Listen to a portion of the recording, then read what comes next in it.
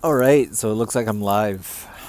And I don't know why I put in headphones. It's not like I can hear you guys, but either way, the audio on this picks up a little bit better. So this is my first official time doing a live video on Facebook. This is not Facebook. Why did I say Facebook? On YouTube. And actually, this is a perfect example of why I wanted to do a live video today, is because the stuff that I want to say today, I didn't want to put in an edited and, really heavy, you know, I wanted it to be pure. I wanted it to be pure, including the mistakes and everything that will come in. So that's why I'm doing this through Facebook. Damn it! Stop saying Facebook. Through YouTube Live. Hey everybody, Spencer, nice to meet you. Sarah, thanks for joining. Julie, always awesome. Richard, Colette, Frederick, oh, everybody. Okay, I'm just gonna spend the entire live sitting here saying names. So, okay, let me take a second to talk to you guys. Is the audio okay? Is everybody, is audio all right? Can somebody tell me if audio's... Hello. Wow, everyone's saying hi. Hi, guys.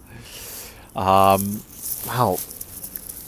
Okay, up until a second ago, I was wearing a hat, but I took off the hat because I didn't want to do this live with the hat, and now the hair is a mess. Anyways, so right now I'm out in this spectacular area right here. Check this out. Let me, maybe it'd be easier if I just turn around the camera.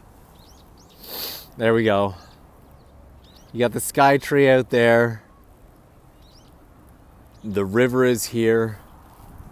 And look at this. Look at that. It is beautiful out here today. So, yeah, I got people asking me, oh, where are you? And you will find out where I am on Tuesday.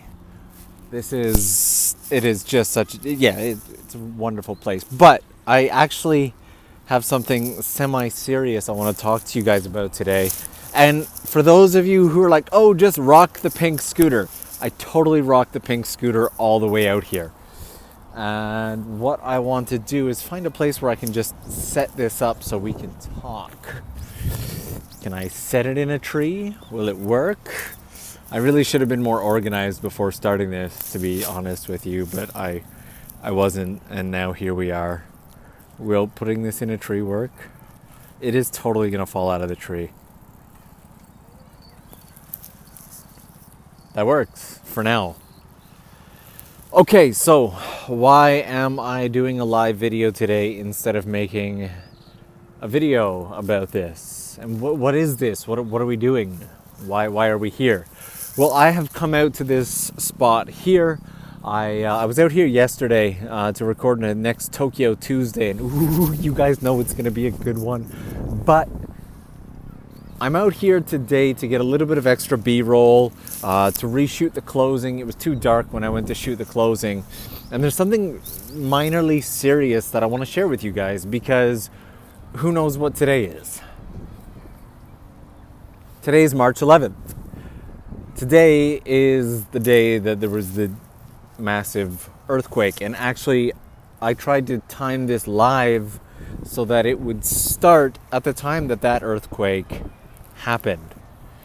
I was in Japan for that earthquake. If the wind gets too bad on the mic, just let me know.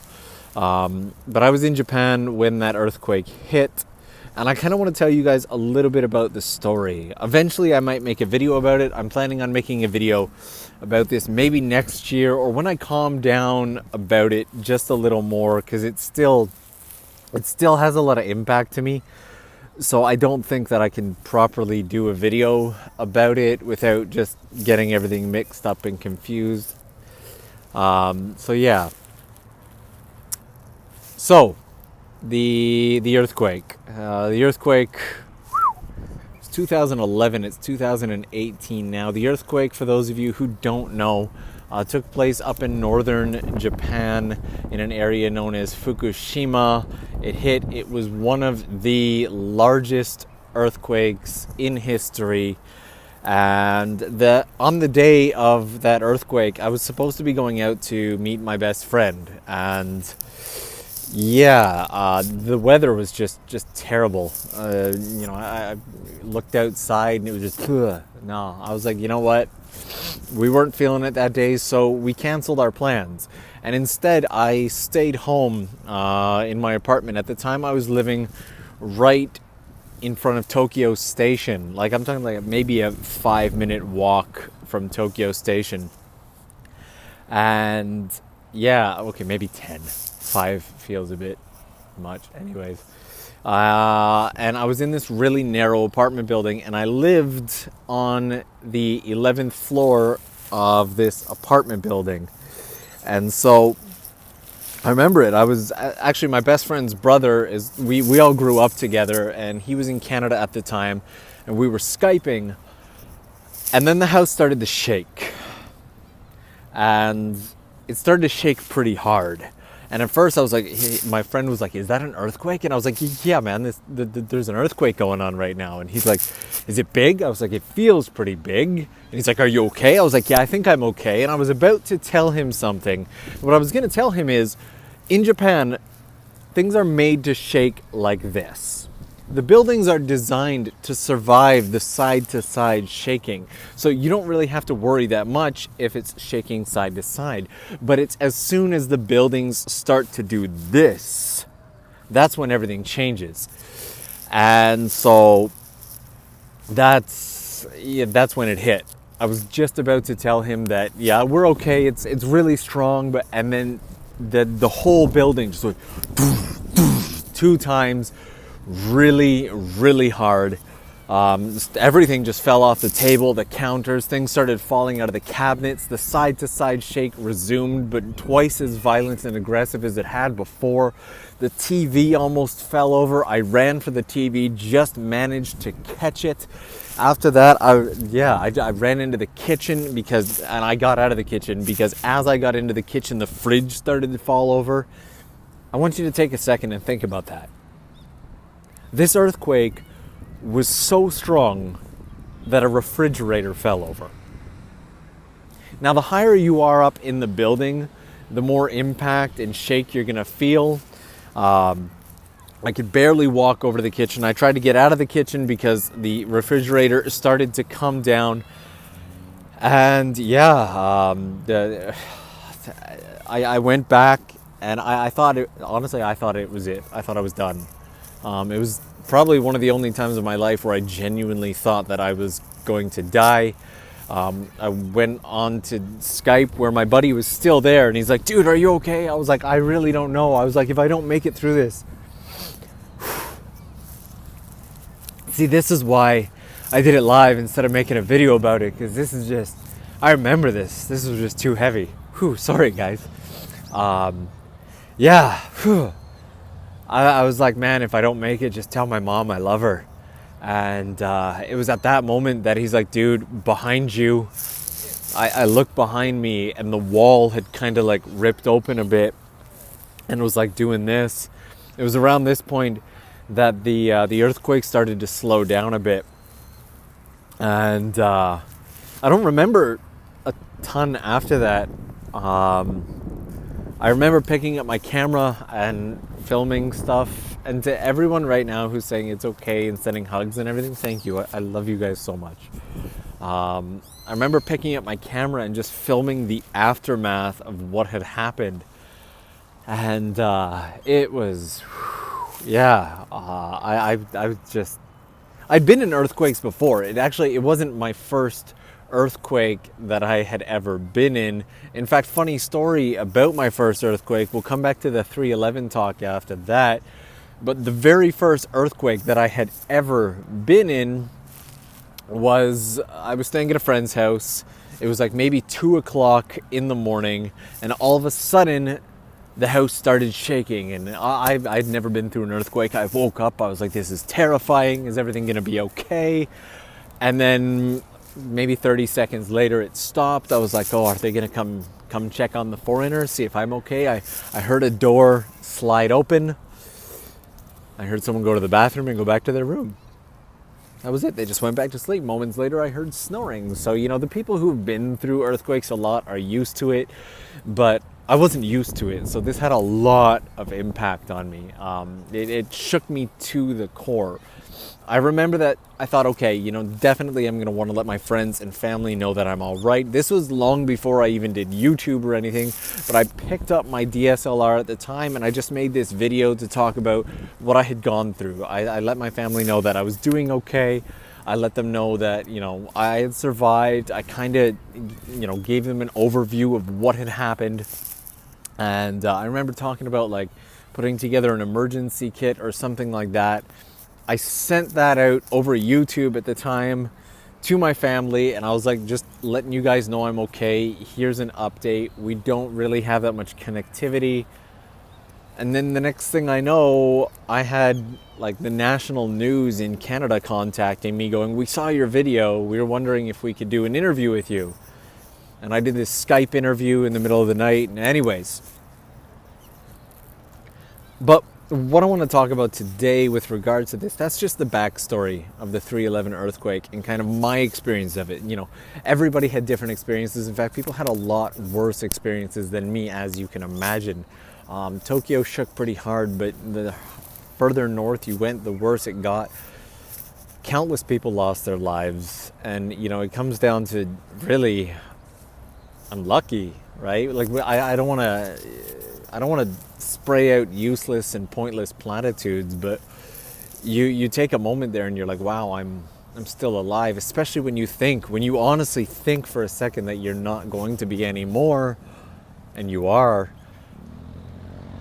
And I remember just sitting there in the living room after making that video and just like, wow, I can't believe all of this just happened. I couldn't get in touch with anybody. Phones weren't working at the time, and back then we didn't really have that much data on our phones. Things were just insane. Phone lines weren't working. There were lines of like 50, 60 people to use payphones just so that they could get in touch with their loved ones. And I remember just spending the rest of the night just walking around Tokyo and just taking it all in. Convenience stores were empty. Everything at convenience stores, I'm talking water, toilet paper, food, you name it, was gone within moments. It was just, I got down to the convenience store maybe like an hour after it happened, and the convenience store was dry. So I spent the night just kind of walking around. People had to walk hours and hours and hours to get home. I know my best friend, who I was planning on meeting that day, ended up going out to some school thing anyway, and he had to walk something like 2.5 hours just to get home. So yeah. Okay, so coming back to epiphanies. Any epiphanies? Honestly, I'd love to say that this earthquake, gave me this big epiphany and it was super life-changing, but it wasn't. It was just scary and impactful. There was no major epiphany that came from it. I've always been the type of person that lives in a way that, like, I could die today, I could die tomorrow. It's one of the reasons that I've started this whole thing with you guys. This is about leaving something positive in the world. This is about legacy. So there was no major, like, I have to change my life after this happened, but there was a lot of, like, I can't believe this is the world. I just can't, I couldn't believe it. I was in shock. You would walk around Tokyo and you would see buildings that had just cracked. You would go through stairways and see walls that were ripped into pieces. And it was just, anyway. So, for those who are just joining now, or for those who weren't here at the beginning, that's the sun. It's very bright. That is the story of the March 11th earthquake, at least my experience on it anyway. As I said, maybe next year or another time I will actually make a proper video about this. I spent the last, some people had mentioned on Twitter, hey, we've been getting 2 videos a week from you for so long. Why was there no video this week? What's going on? And that's actually one of the big reasons why. I had put a lot of time and thought into planning and how I wanted to talk about this and what story I wanted to tell, and it yeah, it just I couldn't get it right, and to be honest, just between me and you guys, I kept kind of breaking down. I was like editing scenes from it, and I just kept choking up, and it was heavy, and it's been 7 years since it happened, and I'm standing here. I don't know if you can see my eyes right now, but I'm standing here remembering, like, okay, let me tell you guys, forget about me for a second. Forget about my experience, okay?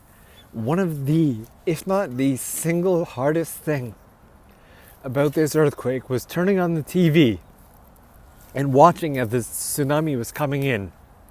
There was live footage of cars driving down the road, people trying to escape from this tsunami of water that was coming in. And you would watch this wave of water just overtake a road of cars. And you know watching it that you've just watched people lose their lives. I don't know if you can hear that, crazy people yelling, but it was,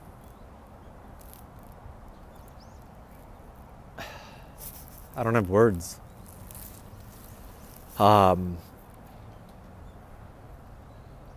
Just sitting there and being so helpless, to sit there and watch. You know, you keep the TV on because you want to know the updates, you want to know what's going on, but it doesn't matter what channel you turn to, there was some live footage of what was coming down. And when you watch a giant tsunami of water take the lives of hundreds of people, and you're watching, like, it's live, you're watching these people die. That's probably what impacted me the most from all of this. My experience was absolute minimal in comparison to something like that. I didn't have to run for my life. I was scared for my life for a brief second, but I was fine. I'm still fine. I'm standing here right now. I'm one of the lucky humans in this world who's able to stand here right now, healthy, and make a video and tell you guys about this experience. There are so many who can't do that. And I want to take a second to talk about the unsung heroes. There were so many heroes in this. So if you do anything today after watching this, I want you guys just to take a second to look up some of the heroes. There was a guy who put on scuba gear and swam through the tsunami after it settled and the water was still there, swam through the tsunami to rescue people. He rescued an old woman from her house wearing scuba gear and pulled her out of that water. These are the amazing people. Whew. ごめんね。なんか英語わからない人ちょっと申し訳ないんですけど。ちょっと許してね。But, sorry, I was just saying, for those of you who don't speak Japanese, I was saying to anybody who doesn't speak English, I'm sorry. I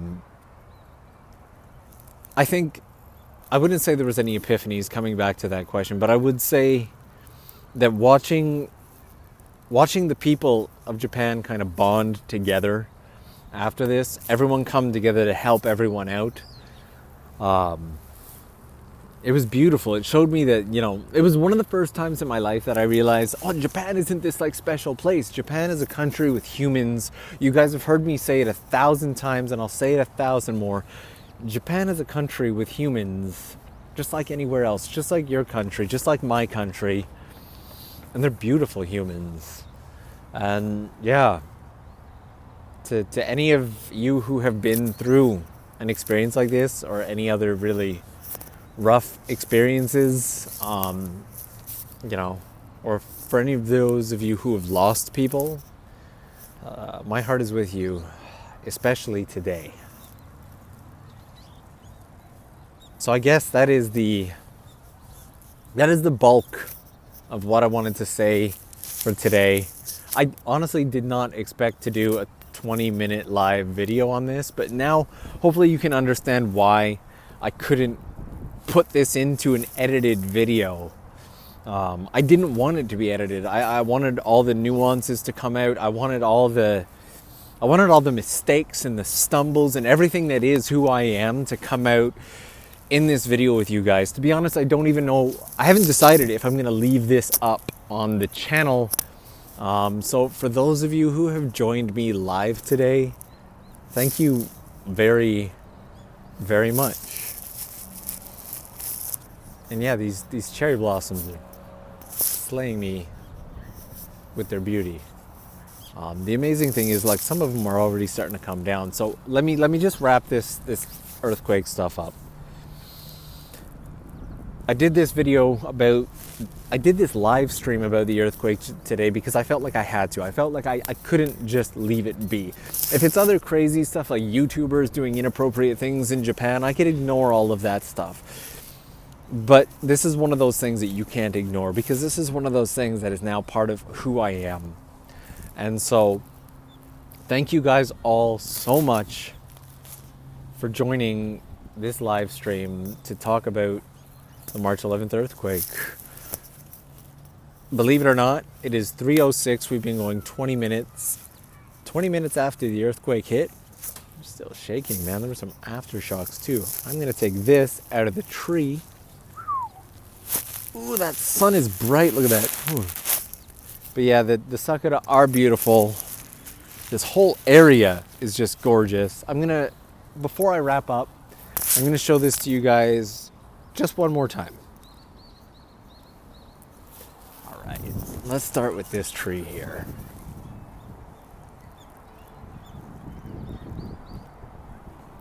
So yeah, I cannot express enough gratitude to each and every one of you for joining me today. I truly and honestly appreciate you guys taking the time to sign on and listen to this story. I do love each and every one of you. I hope you're having a good day. If you're not, I hope it gets better. And I'm gonna go finish recording the scenes that I need for this Tokyo Tuesday. I'll see you guys real soon. Bye-bye.